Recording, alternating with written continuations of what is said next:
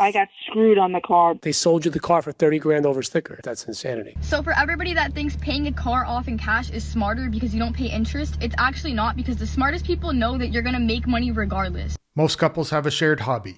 Theirs appears to be negative equity. My wife, she's been looking around. She's interested in the GLS 450 or the X7. And then we have a Hyundai Palisade. The payment is over $1,000. And we were just seeing if there was anything out there worth swapping it for to get rid of that payment. Do you know what your payoff is in the car? The last time I saw it was $73,000. Yep, I got screwed on the car. The car's worth 40 grand. How is that even possible? I don't know. I didn't even trade in a vehicle. So you had no negative equity. Nothing. She says she got screwed on the Palisade. You'd think that would make it cheaper. Instead, they paid 30 grand over sticker. So they didn't just get screwed. They financed the experience, and the dealer didn't even buy them dinner. They sold you the car for 30 grand over sticker. That's insanity. The car's MSRP was $56,000. I'm not sure where we can go with that. Unless we put a lot of money down, there's not much that's going to eat that up. In and of itself, it's like a $900 payment already. A GLS is a great deal. You'll be at like $1,100 a month, $1,000 a month, but then after rolling in your negative equity, you're going to be at like $1,800 a month. Oh, no, the GLS or the X7, that'd be just a straight up purchase or lease. That'd be separate. That Palisade my daughter drives. Getting out of this, give her a decently loaded Pathfinder or something. Getting out of the Palisade is possible. They just need to bring about 30 grand with them. It's a pretty expensive way to stop owning a Hyundai. Most people spend 30 grand and get a car. These two would spend it and lose one. They got screwed on the way in and they're getting screwed on the way out. That's the catch-22. You cannot get into a cheap car because a bank isn't going to lend against a cheaper car. Think of it this way. The Pathfinder is 47 grand. They're not going to throw in almost the entire MSRP additional into the lease. They're not going to have the collateral to make that. Yeah, it would have to be something higher value. Throw that on a GLS Mercedes, and then your payment's going to be like $1,800 a month, but they're not going to do that on a Pathfinder. The payment is not what's killing me. You make one bad car purchase, and somehow the solution is to make a more expensive one. I like the logic. Instead of fixing the first mistake, you just bury it inside a bigger one. Eventually, the numbers get so bad, the original deal starts looking good. It's a perfect system if your goal is to lose money. My name's on it with my other daughter. I'm purchasing a bunch of real estate right now. Just having this one car is driving me bananas on my credit. I just paid off a beautiful Volkswagen Beetle convertible. I don't want any more car. You know what I mean? I don't want any DTI on my credit. Blank checkbook where you can write a check for 30 grand because of negative. I'm buying it off. She needs the car anyway. Jesus Christ. We can't even refi the car and put it under her name because it's just way over too much. Yeah, exactly. All right. The Palisade is starting to branch out. It's not just a car problem anymore. Now it's getting involved in the real estate plans. Apparently one bad car deal wasn't enough. So at least their problems are diversified. Nice to see the portfolio growing. I financed my M3 and I didn't pay cash because I couldn't.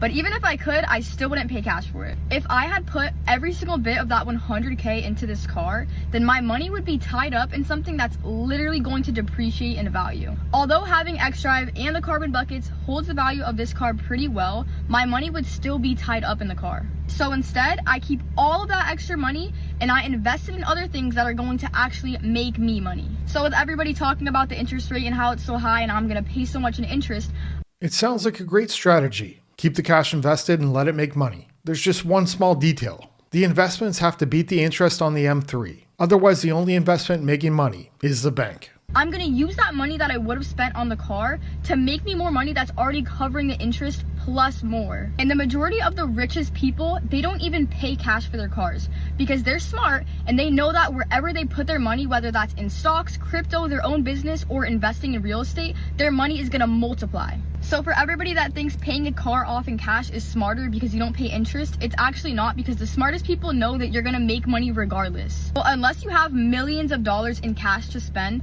no one's gonna buy a 100K car in cash. The best part is how predictable investing sounds when she explains it. Stocks multiply. Crypto multiplies. Your money just keeps making more money. Meanwhile, idiots like me have been dealing with market risk. I should have financed an M3 first. Brand new tungsten. I put, 1,000 miles on this thing and I'm already having so many issues with it.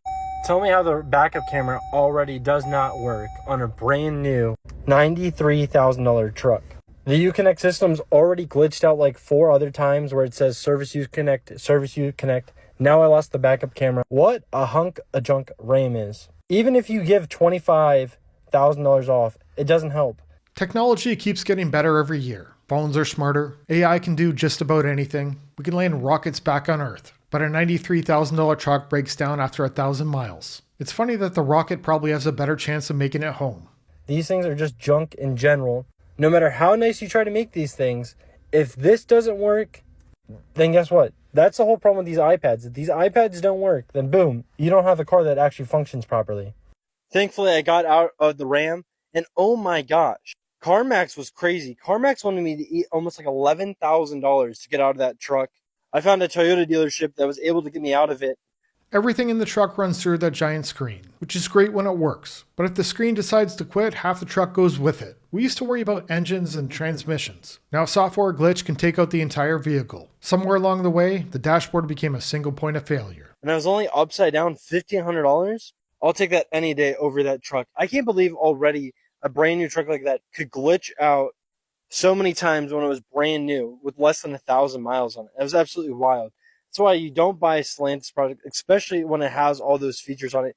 It's nice that it has the features, but when they don't work, who cares what features it has? Because the thing doesn't actually work.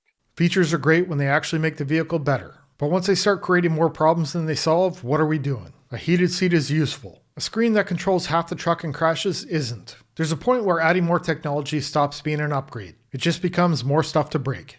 So this is why I drive the 7. This is my favorite feature. I know it's a little bougie, but who cares? Here's the way it works.